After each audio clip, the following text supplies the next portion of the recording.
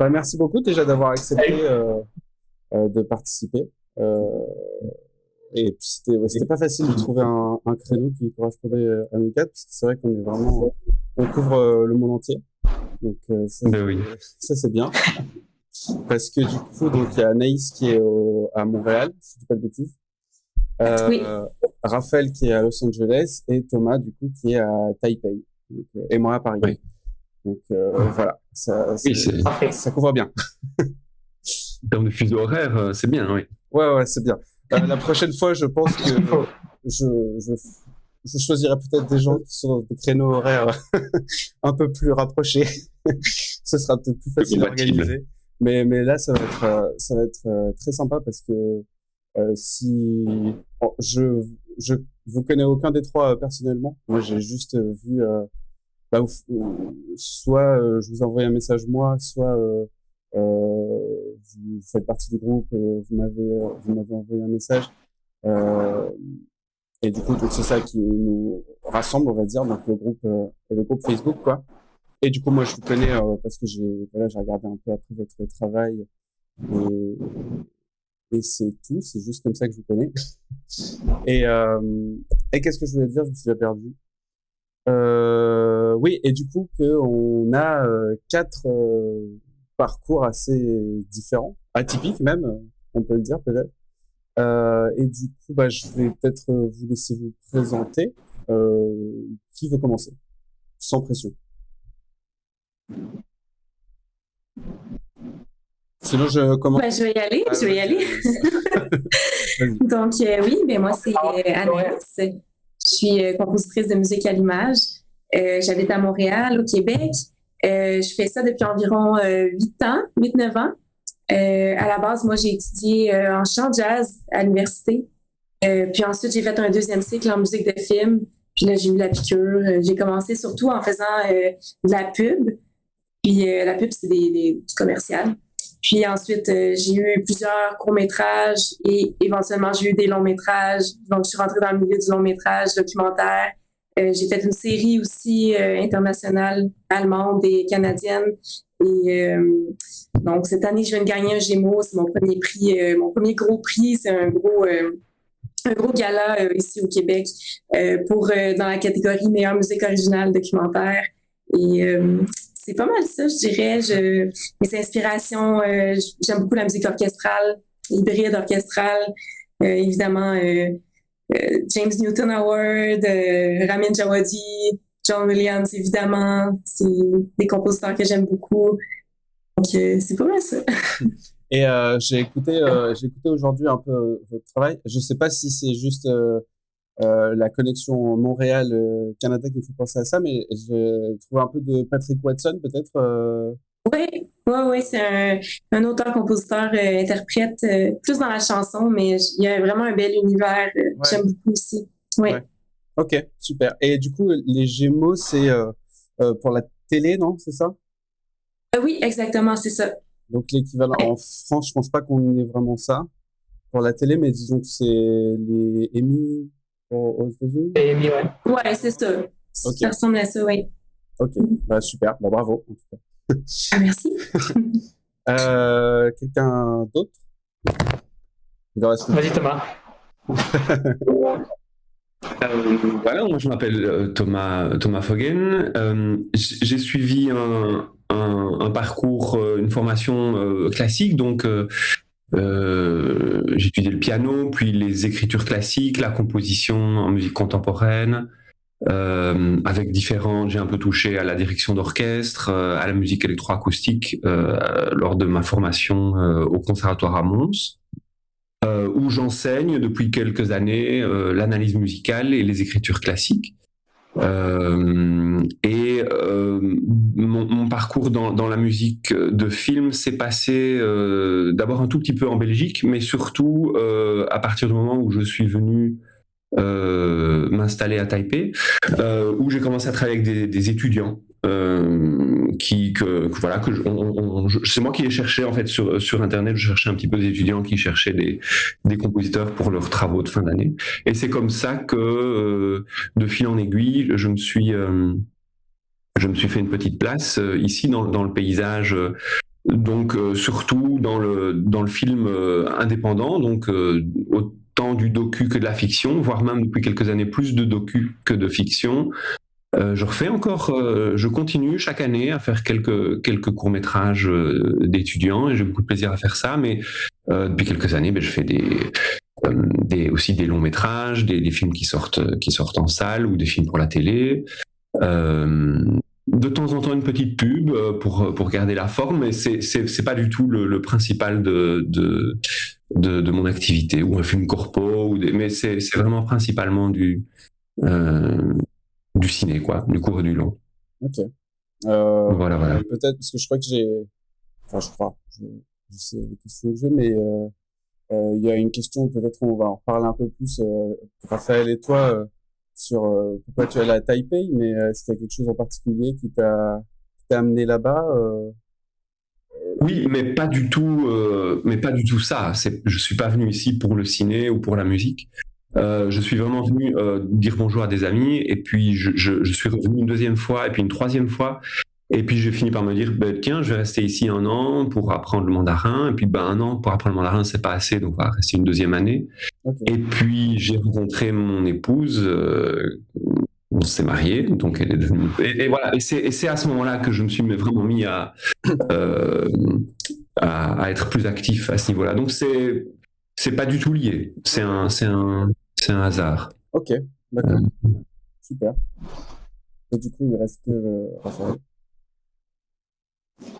Bonjour à tous. Moi, je suis Raphaël Dargent. Je compose souvent sous le pseudonyme de Phare, PHAR. Parce qu'une petite blague avec des potes en prépa et je ne l'ai pas trop lâché. J'ai pas fait un parcours directement vers la musique de film parce que je ne savais pas jusqu'à assez tard que c'était ce que je voulais faire, comme je pense beaucoup d'entre nous ici. J'ai fait de la musique classique, surtout en piano, depuis que j'étais assez petit, et j'ai plutôt fait ensuite au collège-lycée, j'ai eu ma phase un peu plus rock où je touchais un peu tout ce qui était GarageBand, Logic Pro et puis ainsi de suite avec un petit home studio. Donc j'ai fait une prépa une prépa HEC, ça s'appelle comme ça en France, pour ensuite étudier dans une école de commerce. Donc c'était des grosses années d'études où j'ai un peu lâché la musique, et en arrivant en école de commerce, je me suis dit que j'ai commencé à bosser un petit peu pour des courts-métrages qui étaient faits au sein de l'école, d'abord par la sous-ciné ou des trucs comme ça, parce que j'étais musicien et que ça me manquait, et je me suis dit mais en fait j'adore ça. Donc j'ai commencé à me créer un petit site, etc. Ça a pris le pas sur mes études, et donc j'ai fini par me dire qu'il fallait que je me lance là-dedans. Et donc maintenant, ça fait 7 ans. Ouais, 6-7 ans que je fais ça, 6 ans. Que vraiment je me suis mis à fond là-dedans, et je suis venu m'installer à Los Angeles après mon école de commerce parce que j'avais aucun réseau, aucune manière vraiment de commencer à Paris. Je m'étais pas entouré des personnes qui bossaient dans le ciné. Et je me suis dit, quitte à démarrer de zéro, autant venir là où moi, j'avais grandi avec j'ai grandi en voyant les Jurassic Park, les Star Wars chez Papy à la télé. Donc je me suis dit, voilà, j'ai envie d'aller là-bas, voir ce que ça donne. Et donc j'ai fait un master en musique de film dans une université qui s'appelle USC, ici, qui m'a permis d'avoir un visa. Et ensuite j'ai monté ma petite structure ici, où maintenant j'ai une petite équipe réduite avec qui je travaille sur long métrage, séries. J'ai fait beaucoup de courts métrages jusqu'il y a 2-3 ans, j'en fais un petit peu moins maintenant. Et pareil que Thomas, une pub de temps en temps, ça fait jamais de mal quand ça tombe. Et j'ai vu que tu travailles aussi un peu en France, même si c'est quand même un peu plus les États-Unis. Ouais, en fait, ma femme était en France jusqu'à quelques mois, donc elle a réussi à être mutée. Je l'ai rencontrée en école de commerce, donc elle bossait en conseil, et donc elle avait demandé une mutation pour venir à Los Angeles depuis un bout de temps, mais du coup je faisais beaucoup d'allers-retours, et puis j'ai pas encore la chance d'avoir des budgets qui me permettent d'enregistrer avec des orchestres très gros ici. Donc soit c'est de la musique de chambre ici, soit c'est de la musique symphonique en Europe de l'Est. Donc je reviens souvent en Europe pour enregistrer l'orchestre. Ok. D'accord, super. Moi, je présente vite fait. Du coup, moi, c'est Thibaut. Je suis compositeur aussi. Je pense que c'est peut-être celui qui a fait depuis moins longtemps. Je pense que ça fait 5 ans que je le fais.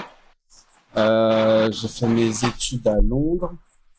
J'ai fait un master à Kingston, à l'université Kingston de musique à l'image. Après, je suis resté 5 ans à Londres. J'ai fait des courts-métrages là-bas avec des gens de l'école surtout. Et après, je suis venu à Paris parce que oui, il y avait ma copine qui allait à Paris aussi, donc ça, voilà, c'était l'occasion. Et voilà. Et après, c'est un peu ici que j'ai fait mes contacts. J'ai commencé par des courts-métrages. Je travaille pas mal en Belgique aussi. J'ai fait un long-métrage. Et là, je suis plutôt sur des documentaires. Voilà. Et je donne aussi des cours à 3IS, qui est une école ici de cinéma, et où je donne des cours du coup pour leur master en musique, mais c'est un master anglophone, enfin international, mais du coup en anglais. Donc voilà, je donne des cours en anglais en France. C'est suffisamment rare pour le noter. Mais et voilà. Donc et du coup donc j'ai créé ce groupe Facebook essentiellement parce que je connais pas beaucoup de compositeurs personnellement sur Paris en fait.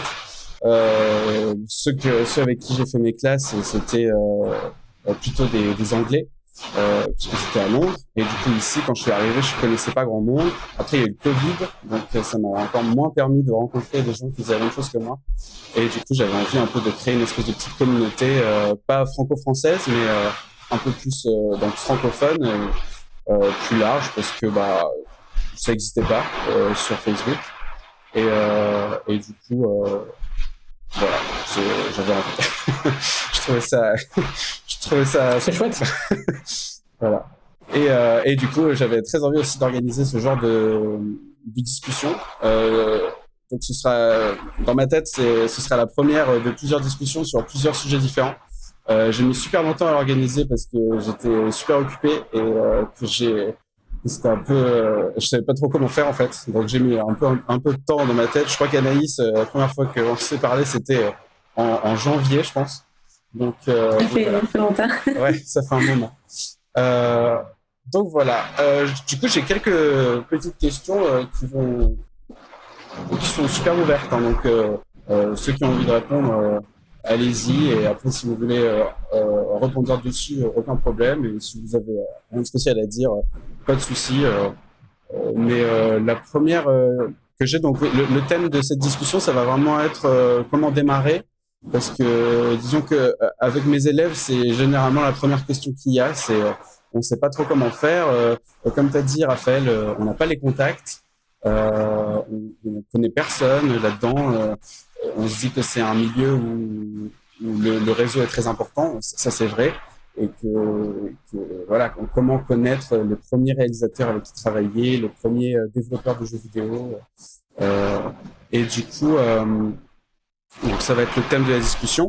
Et la première question que je vais vous poser, c'est est-ce que vous avez commencé en tant qu'assistant d'un compositeur un peu plus établi en sortant de votre formation ou comme ça en l'ayant rencontré dans un festival ou bouche à oreille, quelque chose comme ça, ou est-ce que c'était en freelance directement que vous avez commencé quoi? Je peux commencer si vous voulez. Donc, moi, comme j'ai fait le cours en musique de film, j'ai rencontré quelques réalisateurs et réalisatrices là-bas. Et donc, j'ai commencé par faire des courts-métrages. Et en même temps, j'ai aussi participé à un concours de musique de film à Montréal. Puis bon, je l'ai gagné ce concours-là et ça m'a donné assez de confiance pour aller toquer aux portes des studios. Et j'ai été embauchée, si on peut dire, dans un studio qui faisait plus de la musique de publicité, mais aussi des installations, des spectacles. Donc, je dirais que j'ai vraiment fait je sais pas l'expression, j'ai fait mes dents, si on veut, là-dedans. C'est vraiment pas à l'école que j'ai appris vraiment le métier. C'est vraiment sur place avec des délais serrés. La publicité m'a permis aussi d'apprendre plusieurs styles musicaux, d'apprendre à mixer aussi, de travailler quand même rapidement. Et en même temps que ça, je faisais des courts-métrages avec des réalisateurs que j'avais rencontrés là-bas. Et de fil en aiguille, à un moment donné, mon nom s'est mis à circuler et là, il y a quelqu'un qui m'a appelé pour un premier long-métrage. Donc, je dirais, un conseil que moi, je donnerais aux jeunes personnes, c'est de côtoyer des réalisateurs et des réalisatrices qui commencent eux aussi, puis qui partagent notre sensibilité. Tu sais, des fois, il y a des films, des festivals de films, de courts-métrages qu'on peut aller voir. Et si on a apprécié un projet, faut pas se gêner. Tu sais, on peut écrire au réalisateur ou à la réalisatrice puis dire hey, j'ai beaucoup aimé ton film. On pourrait travailler ensemble éventuellement parce qu'il faut bâtir un portfolio qui, oui, il y en a qui commencent comme assistants, ça se peut, mais les compositeurs qui sont vraiment, comment dire, les professionnels, ils n'ont pas trop de temps non plus à passer avec des assistants qui ne sont pas assez expérimentés. Donc, moi, je dis quand même, essayer d'avoir déjà un peu d'expérience avant si on veut être assistant. Ça serait... C'est assez rare, d'ailleurs, les assistants qui n'ont pas à côté leur réseau à eux, avec des réalisateurs qui rencontrent de l'école ou des choses comme ça. Et comme tu dis, qui sont... à notre niveau quand on démarre, parce qu'il ne faut pas aller viser quelque chose qui est un peu trop inaccessible, parce que déjà on n'est pas préparé à l'expérience. Donc, Exact, et ces réalisateurs et réalisatrices qui commencent en même temps que nous, dans quelques années, si la relation se poursuit et que ça fonctionne bien, on grandit ensemble. Moi, il y a un réalisateur avec qui je travaille, ça va faire 4 films qu'on fait ensemble, puis on avance ensemble, puis c'est sûr qu'autour de ça, il se produit d'autres contacts avec des producteurs, des réals qui sont plus avancés aussi dans leur carrière. Mais je trouve que c'est important, c'est de mettre ses œufs dans les bons paniers, si je peux dire. Oui, tout à fait. Thomas et Raphaël, est-ce que vous avez quelque chose à... Garder l'ordre qu'on a fait au début, hein, comme ça. Et oui, pour casser un peu le rythme, Raphaël, je prends je réponds. Donc moi, j'ai commencé un peu comme Anaïs. Non, j'ai pas gagné de concours, j'ai pas été frappé à une boîte de pub. Donc, comme je disais, j'ai commencé à contacter des étudiants qui travaillent qui font leurs films de fin d'année et qui en général fonctionnent vraiment en toute dernière minute. Je dois remettre le film la semaine prochaine. Bon, oui, c'est vrai, il me faut un compositeur.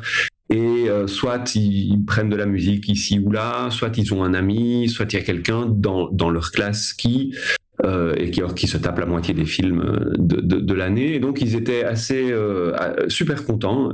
Donc c'était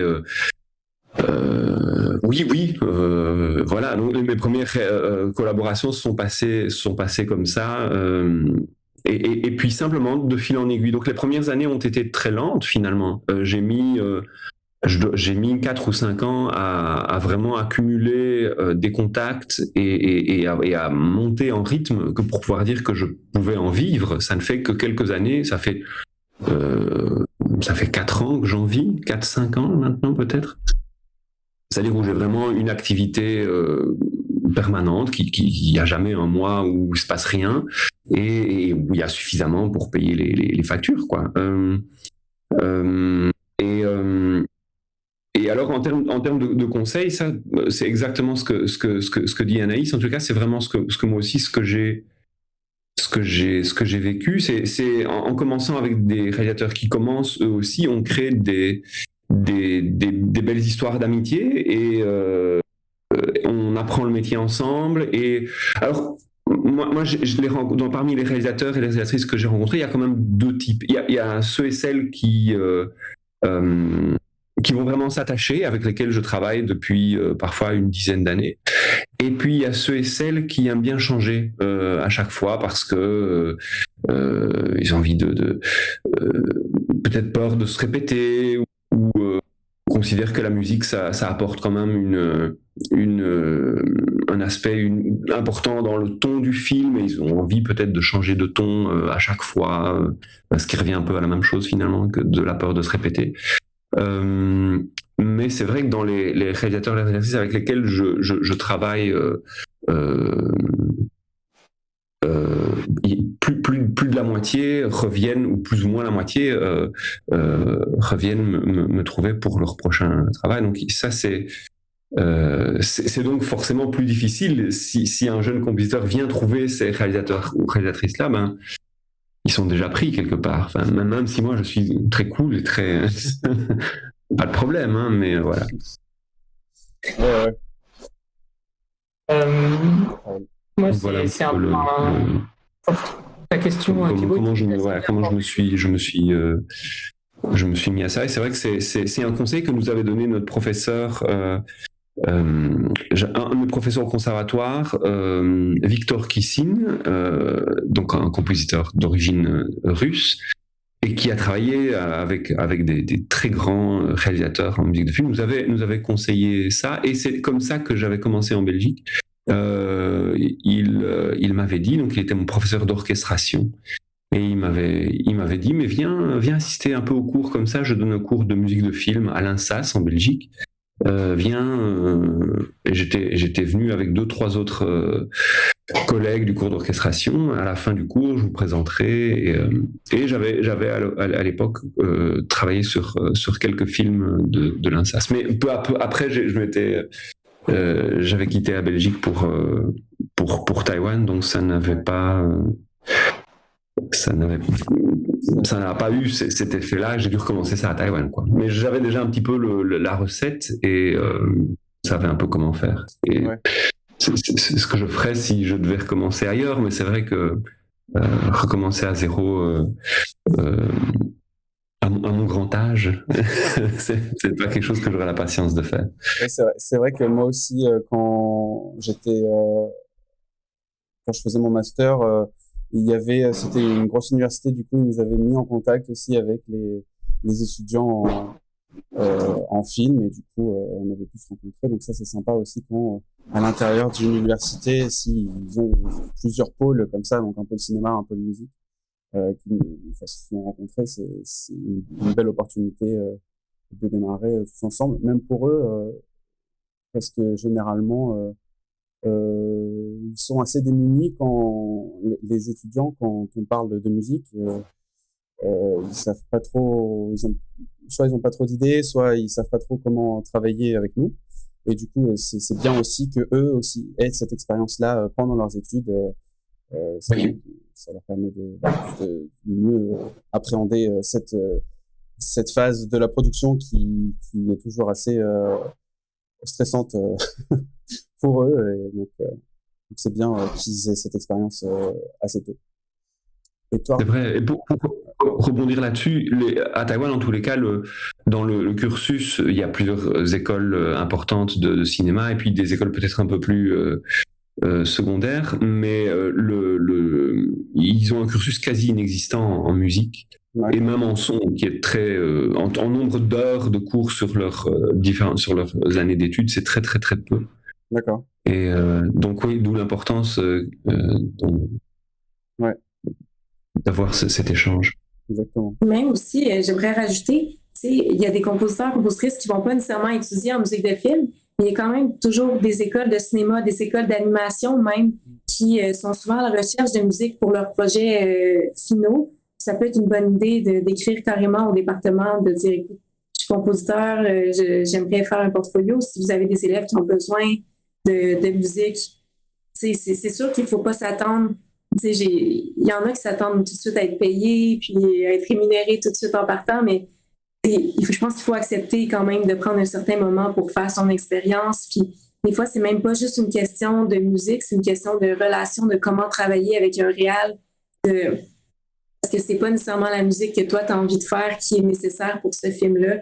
C'est vraiment cet apprentissage de comment communiquer avec quelqu'un qui n'a pas le même langage que toi, de comprendre qu'est-ce qu'il veut dire quand il veut telle émotion, de le traduire en musique. C'est tout un apprentissage de travailler avec des gens. Puis je pense que c'est bon d'avoir cette expérience-là avant de se lancer dans des gros projets. Exactement. Ouais. Je suis tout à fait d'accord. C'est vraiment une compétence tout autre que savoir composer de la musique, en fait. Composer à l'image, être au service d'un récit, c'est vraiment quelque chose qui doit s'apprendre et qui s'apprend plus ou moins bien en école, mais qui s'apprend surtout par l'expérience, en le faisant et en travaillant avec avec des gens, avec des réalisateurs, avec des développeurs si c'est pour du jeu vidéo, etc. Raphaël, si tu veux ajouter quelque chose sur ça. Ouais, il y a eu beaucoup de choses très inspirantes qui ont été dites et avec lesquelles je suis vraiment d'accord. Moi, si j'utilise un peu mon approche plus commerciale là-dessus, parce que j'ai fait une école de commerce et une école de musique à l'image.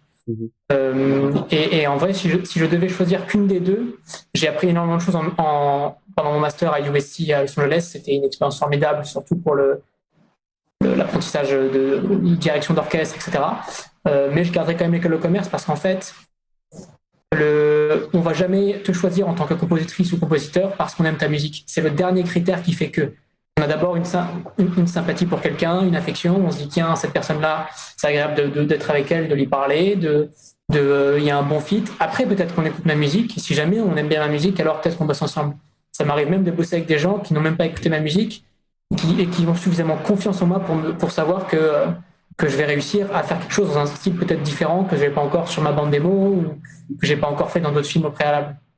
Donc ça, c'est une réalisation que j'ai eue en sortant d'université qui m'a un peu mis le vertige parce que le master aux US, il faut le payer. Hein. Moi, j'ai fait un emprunt et tout. Tu passes 9 mois à bosser comme un fou pour t'apprends. Il faut apprendre toutes ces techniques d'orchestration, tout ce qui fait le détail du job de compositeur. C'est effectivement quelque chose de très très technique et très précis. Mais en fait, il y a un moment où tu réalises que tu peux prendre la compo du compositeur ou la compositrice que tu admires le plus. Je sais pas, tu peux prendre Harry Potter, le mettre sur ton site web et faire croire que c'est toi. Ça va pas te rapporter un seul contrat. C'est ça qui fait peur. C'est de se dire, en fait, je suis en train de travailler d'arrache-pied pour quelque chose qui, pour mon activité, va rien changer pour l'instant. La musique, c'est le dernier critère qui fait que. Donc, effectivement, le meilleur moyen de commencer, c'est de faire quelque chose qui nous met en contact avec l'extériorité, avec les autres gens, avec les réalisateurs. Moi, je conseillerais, j'ai beaucoup fait ça, de trouver des festivals de jeunes filmmakers ou producers ou d'aller voir les gagnants, même si on n'a pas été au festival. Moi, j'ai beaucoup fait de bluff comme ça, en disant bravo, j'ai adoré, j'étais au festival machin, et j'ai pris des cafés avec des gens, et après, évidemment, je me renseignais sur leurs films. Mais pas forcément dire bonjour, je m'appelle telle personne, est-ce qu'on bosse ensemble, parce que même si ça m'arrive de faire du cold emailing comme ça, j'ai très peu de réponses positives à ce genre d'email, mais j'ai eu des relations que j'ai commencé avec un salut, j'ai adoré ton film. Est-ce qu'on peut, moi je fais ça, j'adorerais prendre un café, discuter. Et puis en fait, 6 mois plus tard, tu renvoies à cette personne-là un email en disant oui, j'ai sorti un album, tel soundtrack est sorti. Qu'est-ce que tu fais? Ah bah tiens, tu tombes bien, j'ai un projet. Et puis voilà. Donc parfois, en fait, c'est des petites graines qu'on plante qui mettent 4-5 ans à germer. Et donc c'est vraiment, faut vraiment prendre son mal à la patience. Mais effectivement, je rejoins Thomas sur les quelques années de démarrage qui peuvent être un peu une traversée du désert. Hein. Il y a ou ce que tu disais, Anaïs, sur le côté de commencer sans être payé.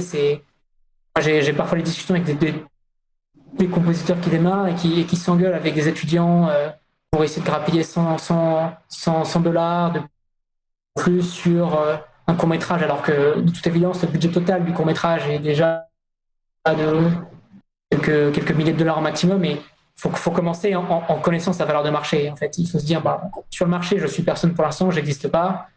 Donc voilà, je trouve des gens qui sont talentueux, avec qui j'ai un bon fit. C'est vraiment important d'investir dans la personne plus que dans les films, parce qu'encore une fois, c'est en étant attaché à des réalisateurs ou des producteurs qu'on va avoir du boulot plus tard, et pas en étant attaché à des projets comme ça un peu au pif.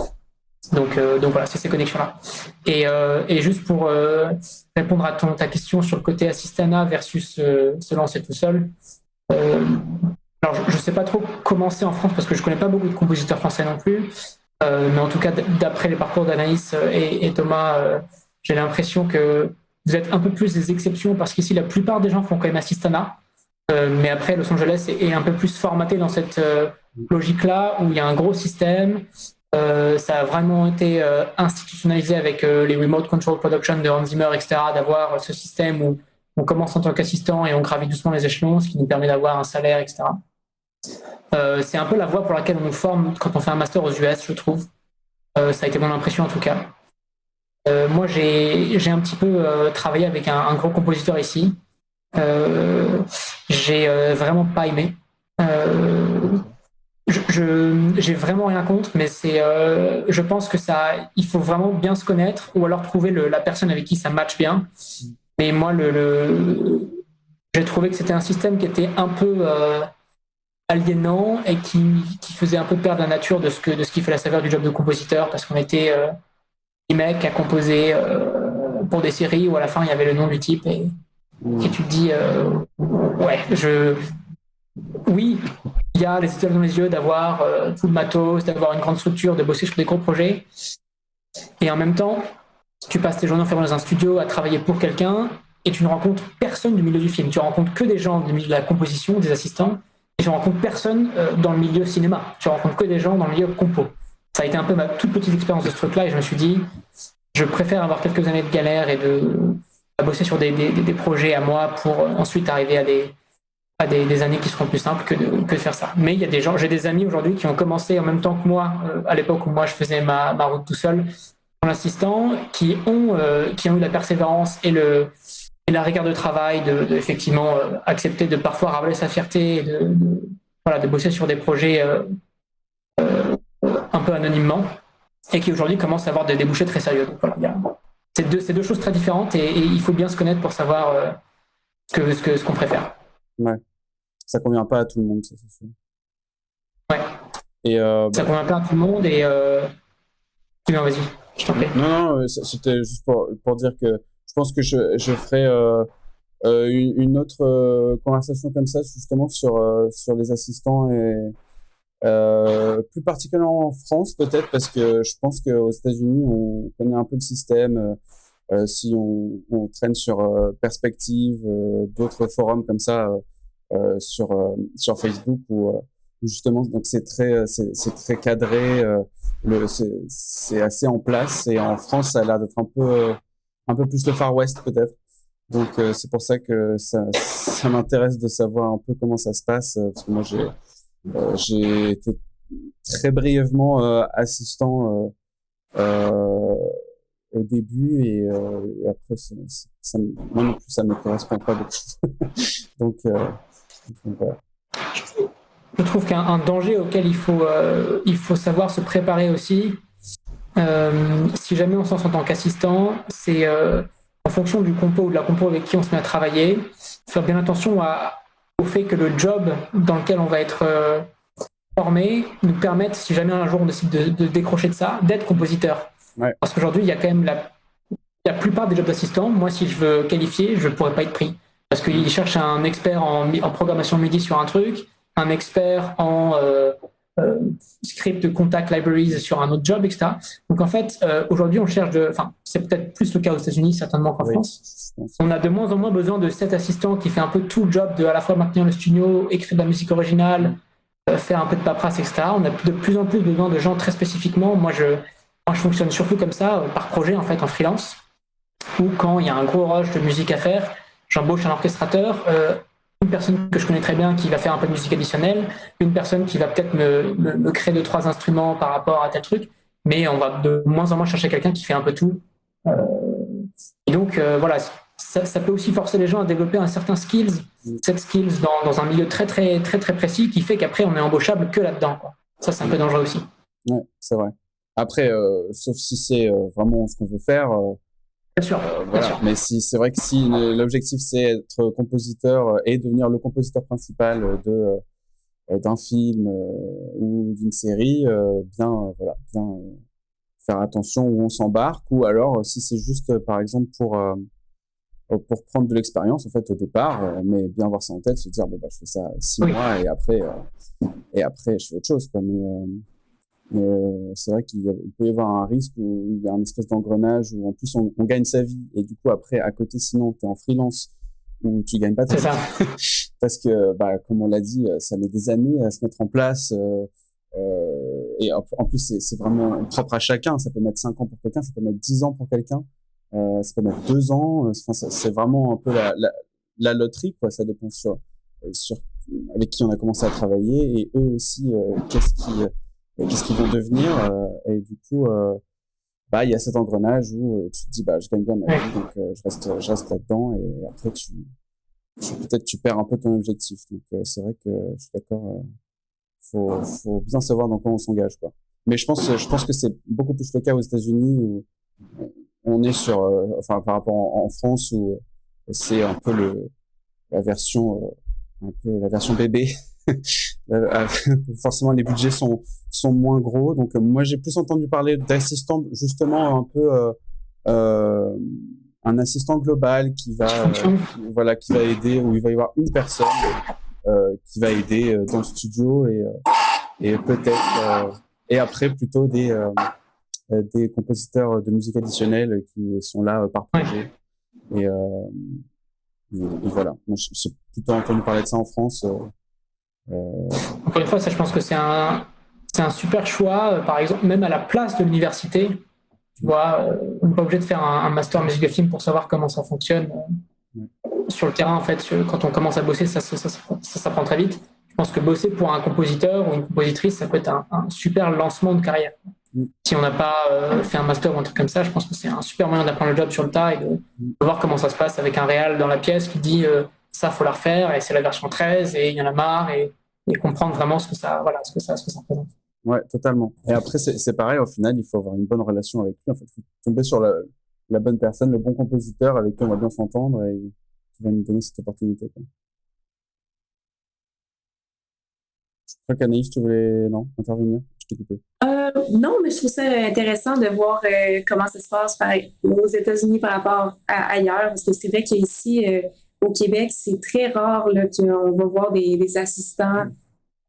Moi, quand j'ai quelque chose, quand j'ai un contrat qui requiert vraiment beaucoup, beaucoup de temps, soit je le fais seul, ou soit je vais demander de l'aide de mes collègues compositeurs, compositrices. Je vais dire, écoute, j'ai besoin d'un arrangement pour telle pièce. Et je trouve que ça fonctionne bien comme ça quand tu les connais bien parce que la confiance est déjà là, alors qu'avec un assistant que tu connais pas du tout, des fois, même tu n'as pas le même système, pas les mêmes plugins, pas le même ordinateur. Je trouve que ça vient. J'ai déjà pensé, tu sais, quand je faisais une série, il y avait comme peut-être 45 minutes de musique par épisode, c'était vraiment énorme. Je m'étais dit, OK, je pourrais avoir un assistant ou une assistante, mais le temps de former la personne, le temps de lui expliquer comment j'ai besoin que ce soit fait, j'étais comme, OK, c'est soit je copie carrément mon ordinateur, que je lui en donne une copie, que je lui montre comment ça fonctionne et tout. Mais au final, j'avais l'impression que ça allait me demander plus de temps, en fait, que de le faire moi-même. Donc, c'est vraiment, je sais pas, je pense que vraiment, quand tu es rendu haut placé et que tu as ton studio avec plusieurs locaux qui peuvent accueillir des assistants, ça se fait. Mais si tu as un local, un studio à toi seul et tu gères tout, je trouve que ça peut rajouter une difficulté de devoir avoir un assistant que tu connais pas, tu sais pas s'il va être capable d'arriver. Puis quand tu es très occupé au point de vouloir un assistant, c'est parce que tu n'as pas le temps de pas le temps, en fait. Donc, c'est vraiment, je trouve ça intéressant de voir un peu comment les autres, ça fonctionne, mais je sais qu'ici, c'est pas vraiment ça, là. Puis, je me suis déjà posé la question, moi, parce que je m'intéresse beaucoup au marché américain, parce que les films sont à plus gros budget, mais c'est pas juste une question de budget, c'est plus le style de film qui, je trouve que la musique que j'ai envie de faire peut bien se prêter à ce genre-là. J'y ai déjà pensé, tu sais, aller aux États-Unis puis devenir une assistante, mais de passer à un statut de compositeur où tu es habitué de choisir, d'avoir ton nom, à finalement te retrouver assistant, même si c'est pour un grand compositeur ou une grande compositrice. Ça donne un peu l'impression de régresser, si on veut. Je sais pas. C'est une réflexion que j'ai déjà eue par rapport à ça. Oui, c'est sûr qu'après, moi aussi, ça me ferait l'impression de revenir un peu en arrière. Après, peut-être il y en a qui, je pense quelqu'un qui soit parti là-bas en laissant tout de côté. Après, peut-être que parce que la question que j'avais après, c'est est-ce que l'endroit où on se trouve est important. Donc, par exemple, là, tu dis en partant à Los Angeles, peut-être que tes contacts que tu avais au Québec auraient continué à faire appel à toi, parce que je vois moi par exemple, pendant le Covid, j'ai pas trop arrêté de travailler et j'ai rencontré personne pendant, je pense, 1 an et demi, enfin physiquement en tout cas. Et puis moi j'ai travaillé beaucoup, j'ai travaillé un peu aux États-Unis, enfin sans y aller, hein, vraiment en étant chez moi. Mais je travaillais avec des gens aux États-Unis, en Belgique, au Portugal, en Angleterre, enfin, un peu plein de pays, et ça fonctionne. Alors peut-être on est dans une ère particulière aussi, justement après le Covid, où les gens sont un peu plus ouverts à ça, et on a vu aussi que ça fonctionnait, donc forcément il y a moins de barrières là-dessus. Mais voilà, est-ce que vous pensez que l'endroit où vous êtes, apparemment on est tous dans des hubs assez importants, que ce soit nationalement ou internationalement pour le cinéma. Donc, est-ce que vous pensez que ça peut être un frein de pas être dans un gros hub, quoi? Moi, mon avis, il est un peu tranché là-dessus. C'est aussi parce que j'ai tout plaqué pour venir ici, donc forcément, ça m'embêterait de dire non, ça sert à rien. Mais je pense que la localité est extrêmement importante. En fait, ça ne veut pas dire qu'on ne peut pas travailler avec des Américains si on est à Paris, ou qu'on ne peut pas travailler avec des Canadiens. Moi, je travaille sur un film canadien en ce moment. J'ai pas mis un pied au Canada depuis des années, et voilà. Mais je pense que en fait, on peut toujours chercher à créer des connexions par email, en se faisant un meeting Zoom et happy to meet you, etc. Mais ça va demander tellement plus d'acharnement et de travail que de se retrouver dans un bar un soir avec des copains qui nous présentent un copain, on boit une bière, on dit ah, tu fais quoi? Ah, je produis un film en ce moment. Ah, ça parle de quoi? Et voilà. Donc, évidemment qu'on peut toujours. Et puis là on parle tous, effectivement, tu l'as bien dit, Thibaut, on est tous dans des villes qui sont quand même assez importantes et qui sont des plateformes pour le cinéma à chacune leur échelle. Donc, mais je pense que mécaniquement, quand on est quelque part, on va travailler avec une sphère géographique qui va être notre base principale de clients. Ça veut dire que, dis-moi si je me trompe, mais j'imagine que tu bosses avec beaucoup de films qui sont faits à Taipei ou à Taïwan. Et j'imagine que Anaïs, tu bosses sur beaucoup de films canadiens et que une grosse partie de ton portefeuille client, Thibaut, est en France. Je ne sais pas si c'est vrai, ou en Angleterre, mais en tout cas, dans les endroits où tu as passé du temps physiquement. C'est ça que je veux dire. Ouais. Donc, aujourd'hui, je pense qu'on peut tout faire. Moi, ça m'arrive très souvent d'avoir juste des contrats, des meetings qui ont été faits sur place, mais après, le job, effectivement, composé. Tu disais tout à l'heure, moi, je bosse souvent depuis Paris. J'ai bossé avec que des contrats américains quasiment pendant 2 ans à Paris. Mais j'avais rencontré ces gens-là quasiment tous aux US. Donc, voilà. Ouais. Oui, la rencontre initiale en physique est toujours plus forte, quoi, c'est sûr. Ah ouais. Ça, c'est certain. Après, c'est vrai que pendant un moment, on n'a pas pu, peu importe où on était, mais ça reste toujours beaucoup plus important. Et c'est vrai que moi, j'ai travaillé essentiellement avec des Français, même avec des Parisiens, on va dire, enfin des productions parisiennes en tout cas. Et après, c'est vrai que c'est plus sporadique, quoi. Ça va être bon, même si la Belgique, je sais pas trop pourquoi, mais j'en ai eu pas mal. Mais oui, après c'est quoi? C'est à cause du tax shelter. Ouais. Donc il y a plein de coproductions qui se font avec la Belgique, et surtout sur la musique, parce qu'ils ont enfin, alors ce serait dans l'autre sens du coup, mais parce qu'on a des avantages fiscaux qui portent aussi des noms d'évasion fiscale. On enregistre beaucoup de musique à Bruxelles maintenant. Oui, il y a une guilde des compositeurs de Belgique qui s'est créée il y a quelques années, qui a fait un très bon, très efficace lobbying là-dessus, et qui fait que moi aussi, régulièrement, même si je ne suis pas du tout basé là-bas, je reçois un coup de fil, me dire, mais voilà, on a besoin d'un compositeur belge. Est-ce que vous êtes belge? Oui, c'est pareil ici, hein. Ah ben voilà. Ah ouais, nous aussi, ça arrive, là, des fois, ils ont besoin de compositeurs canadiens, comme ça, ils ont des crédits d'impôt. Mais pour rebondir sur la question de la location, c'est très intéressant. Ce que dit Raph, c'est quelque chose que je pense aussi, mais je pense qu'il y a aussi une question de bassin. Je pense qu'à Los Angeles, il y a énormément de compositeurs et compositrices qui sont venus vivre là-bas. Je pense que si moi je me fie à Montréal ici, je peux dire que je connais presque tous mes collègues compositeurs et compositrices. On se connaît très bien, là. On est peut-être, je ne vais pas trop m'avancer sur un chiffre, là, mais une 50aine peut-être. Donc, si tu t'en vas à Los Angeles, oui, il y a plus de productions qui vont se faire à Los Angeles qu'à Montréal, ça c'est sûr et certain. Mais il y a beaucoup plus de gens aussi. Donc, ça aussi, je pense que c'est à prendre en considération. Je pense que c'est plus long.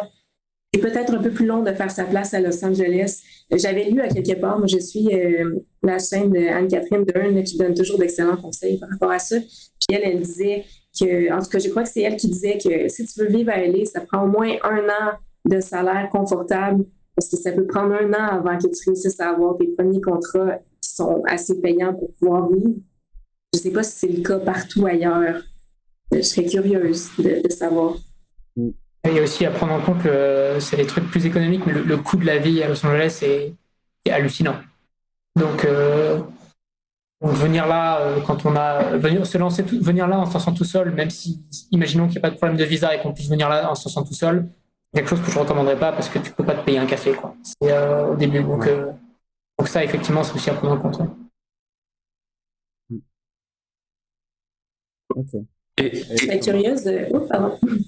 Anaïs, continue, je t'en prie. Je serais curieuse de poser la question à Raph. Toi, quand tu es arrivé, si tu n'avais pas fait l'école, est-ce que tu penses que ça aurait été aussi facile de t'installer à LA ou est-ce que tu penses que c'est vraiment la porte d'entrée? En fait, déjà pour des raisons légales, j'aurais pas pu venir parce que c'est l'école, comme j'ai eu un master, c'est l'école qui fait que j'étais d'abord en visa étudiant pour entrer sur le territoire. Et c'est ce master ensuite qui est converti dans ce qu'ils appellent une OPT, qui te permet de travailler 1 an dans le domaine dans lequel tu as obtenu ton master. Et une fois que tu obtiens ça, tu fais une candidature pour obtenir un visa O1, qui est un visa d'artiste. Donc en fait, sans avoir eu le visa étudiant de départ, il faut soit être américain, soit être sponsorisé par une boîte pour venir. Donc c'est quasiment impossible à faire. Donc pour des raisons légales, non, mais sur la partie relationnelle, tu as tout à fait raison, Anaïs. En fait, moi je suis arrivé sans connaître personne et USC, donc l'université, m'a mis dans le bain tout de suite parce que alors je sais pas comment c'est au Canada, peut-être que c'est similaire, mais ici moi j'étais pas mal choqué parce que en France moi j'ai fait une école de commerce et c'est une école qui prépare juste à faire du commerce, peu importe ce que ce mot-là veut dire, mais on fait que ça.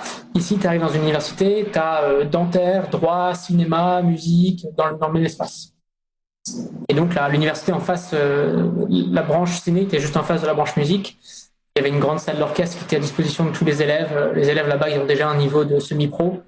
Donc en fait, tu passes ton année à enregistrer pour des projets avec des petits orchestres de chambre, pour des projets de l'école en face. Et ces étudiants-là qui sont aussi en année de master, l'année suivante, sont sur le marché du travail, ils te recommandent. Là, je suis sur un documentaire sur les dinosaures, par exemple. J'ai été recommandé par une sound designer qui bosse sur ce documentaire que j'ai rencontré à l'école de ciné là-bas. Donc c'est que des trucs comme ça. Il n'y a pas de... Effectivement, il faut avoir un point de démarrage. Je pense que venir comme ça tout seul... à l'autre bout du monde, que ce soit à Los Angeles ou ailleurs, hein, même j'avais une option pour étudier un moment au Royal College of Music, je crois, à Londres. J'avais candidaté à plusieurs masters. Et en fait, où que ce soit, même si c'est moins loin de là où on vit au départ, si tu n'as aucun réseau, etc., et que tu arrives sans institution, sans école, sans rien, ça va vraiment falloir se démener, sortir de sa zone de confort pour aller toquer aux portes et commencer. Enfin, l'effet boule de neige de cette accumulation de contacts qui, 3-4 ans plus tard, commence à créer un portfolio confortable pour pouvoir en vivre, va être beaucoup plus dur à créer, je pense.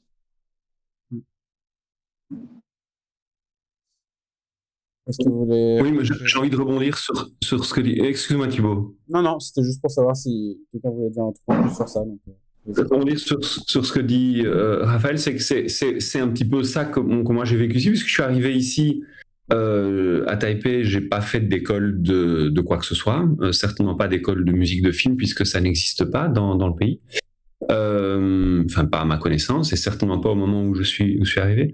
Et donc ça a pris beaucoup de temps, comme je disais, 5 ans pour en vivre. Enfin je trouve ça long en fait. Au moment même, voilà, j'avais des petits boulots, j'enseignais le français, j'ai donné des cours de cuisine pendant longtemps, donc voilà, je bricolais un petit peu, c'était pas grave. Maintenant que je me rends compte, c'est vrai que il faut avoir la patience. Donc c'est vrai que ça prend du coup beaucoup plus de temps si on n'a pas ce genre de contact. Et alors pour répondre un peu à la question en cours, est-ce que l'endroit est important? Moi je crois que oui, extrêmement important, mais je crois aussi qu'on peut faire ça plus ou moins n'importe où. Taipei en tous les cas n'est pas du tout un endroit stratégique pour le cinéma. Vraiment pas. alors, enfin, si j'avais dû choisir un endroit il y a 10 ans où faire du cinéma, c'est sans doute pas l'endroit que j'aurais choisi. J'ai fait ça parce que j'étais ici, que je me plais bien ici, que je m'entends bien avec les gens d'ici et que j'ai vite développé une affinité pour l'endroit, pour les gens, pour la culture et tout ça. Donc je crois qu'on peut faire ça un peu de n'importe où. Et je ne sais plus quel compositeur disait, mais c'est quand même peut-être plus facile de se développer là où vous êtes que d'aller quelque part et de commencer à zéro. Voilà, moi j'ai pas fait tout à fait ça comme ça. Et alors les gens avec lesquels je travaille, les gens qui viennent me chercher, c'est des gens que j'ai rencontrés physiquement pour la plupart, et surtout c'est des gens qui ont vu des films que j'ai mis en musique. Alors, pour moi, c'est vraiment comme ça que ça s'est passé. Dans les premières années, je me suis dit je vais aller à Berlin, je vais passer le festival, je me prends une petite chambre d'hôtel, je vais regarder tous les courts-métrages, je vais parler aux gens. Tant que moi, j'avais pas de film à Berlin, ce qui est toujours le cas en fait, ces contacts ne se faisaient pas naturellement. Alors quand j'ai commencé à avoir des films dans des festivals ou même des petits, voilà. Alors là, j'ai entendu la musique, j'ai vu le film que tu as mis en musique. Travaillons ensemble. Pour moi, ça s'est vraiment passé comme ça. Donc ça voilà, c'est forcément, mais j'avais pas les contacts d'une école donc pour moi c'était ça. Ce qui fait parce que c'est ça aussi qui se passe dans la tête du producteur, de la productrice ou du réalisateur, la réalisatrice. Qu'est-ce qui fait que cette personne va se dire le compositeur que j'ai en face de moi, c'est quelqu'un qui va pouvoir faire le job. Et dans mon cas, c'était simplement de montrer que j'avais déjà fait le job.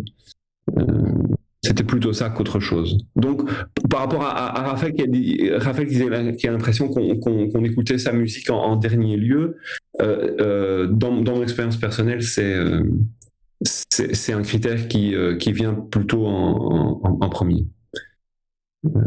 Voilà. Après, peut-être que justement, Taipei est plus petit, donc peut-être qu'il y a forcément moins de compositeurs. Ça, oui.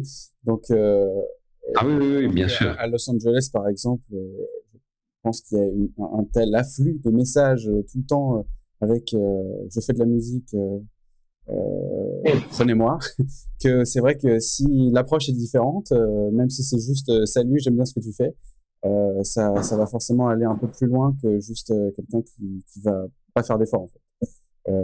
Toi, c'est différent parce que c'est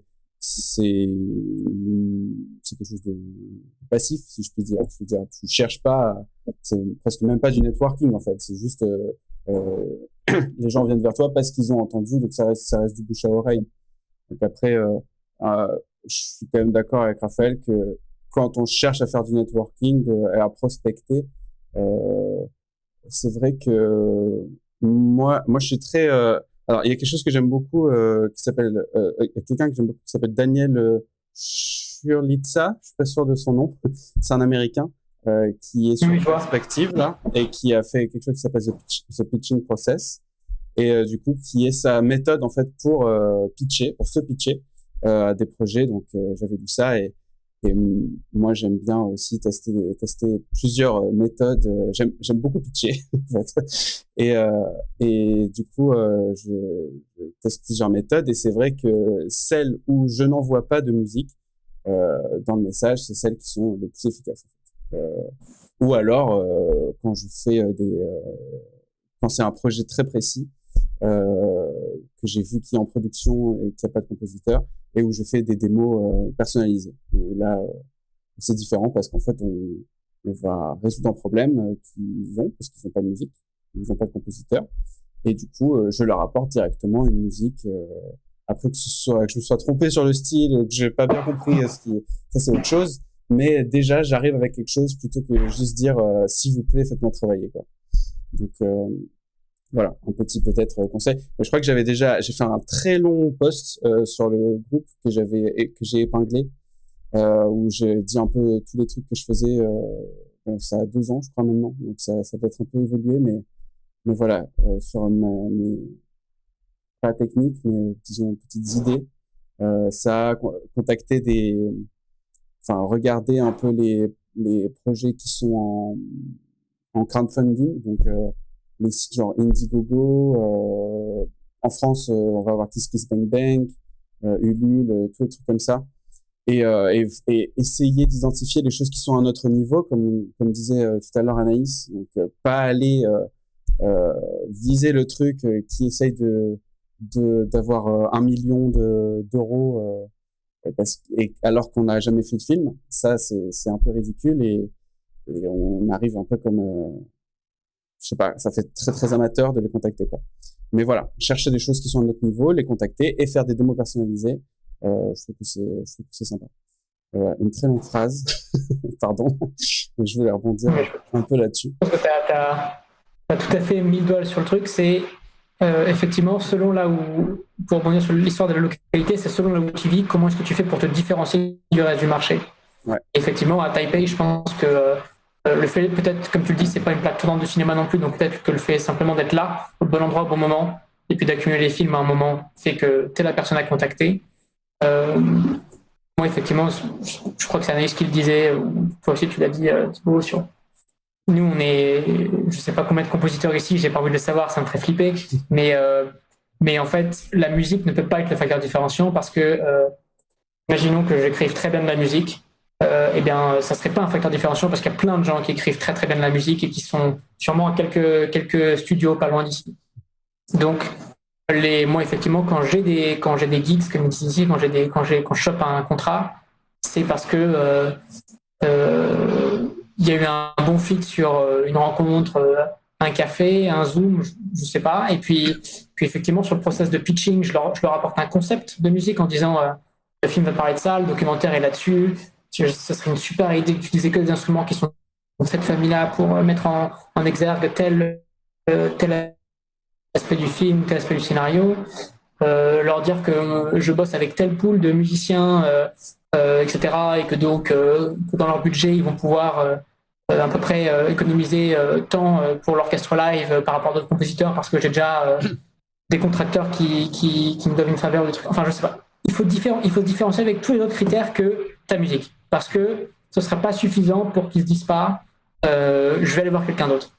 Si jamais à un moment ça ne matche pas ou s'ils se disent en fait, l'herbe peut être tellement plus verte ailleurs facilement ici qu'il faut trouver les autres angles d'attaque. Exactement. Et au bout d'un moment aussi, il y a la réputation et aussi les crédits qui rentrent en compte et qui peuvent faire la différence là-dessus aussi.